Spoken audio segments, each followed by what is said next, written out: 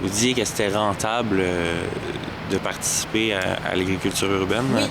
À quel point est-ce que c'est rentable? Donc, en fait, par exemple, un jour, j'ai acheté un sachet de semences de tomates de 200 semences à 5 sachant que chaque plant de tomate donne environ entre 50 et 100 tomates, selon le critère. Ça fait des milliers de tomates avec un sachet. Le sachet m'a coûté 5 $. Donc après, faire pousser des tomates, oui, on ne peut pas faire ça à longueur d'année, mais si on a un petit espace ensoleillé sur un balcon, on peut le faire. Donc c'est... Et avec le prix des tomates biologiques ou même pas biologiques, en fait, c'est extrêmement rentable. Ça, c'est sûr. Par rapport à vos activités au crapaud, c'est quoi que vous faites exactement dans cet endroit-là? Donc, qu'est-ce qu'on fait concrètement? Bien, on fait des tests en serre avec de l'hydroponie. On fait aussi des tests beaucoup plus simples près de fenêtres, par exemple à l'UQAM, où on va mettre des fines herbes. Et les deux sont importants, là, en fait. Là. Il y a des choses qui doivent... ça n'a pas besoin d'être compliqué, l'agriculture urbaine. Là. Ça peut être très, très simple.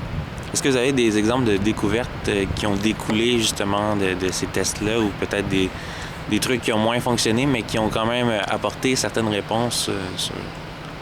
Oui, je pense notamment à un projet qu'on a développé très récemment. En fait, je dois mentionner Kevin Gagnon, absolument, parce que c'est lui qui a porté le projet. C'était un projet en aéroponie. Généralement, les machines sur le marché qui font de l'aéroponie, c'est des machines très high-tech, dures à comprendre, qui se vendent 500 $. Et lui s'est lancé le défi de faire une machine à hydroponie, en fait, un système en hydroponie à moins de 20 $ dans une chaudière. Donc, vous pourriez lui demander, en fait, les photos et les explications. Et qu'est-ce qu'on a découvert? Bien, on a découvert que ça marche, que ça n'a pas besoin d'être un équipement très, très coûteux. Et l'aéroponie, c'est en fait, au lieu que les racines soient dans l'eau, elles sont dans une bruine.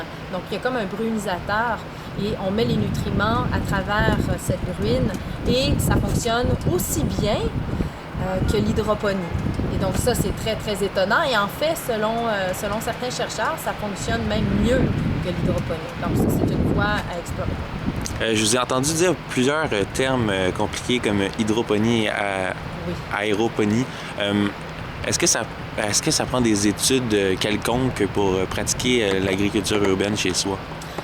Alors, pour la pratiquer chez soi, non, ça ne prend pas de formation.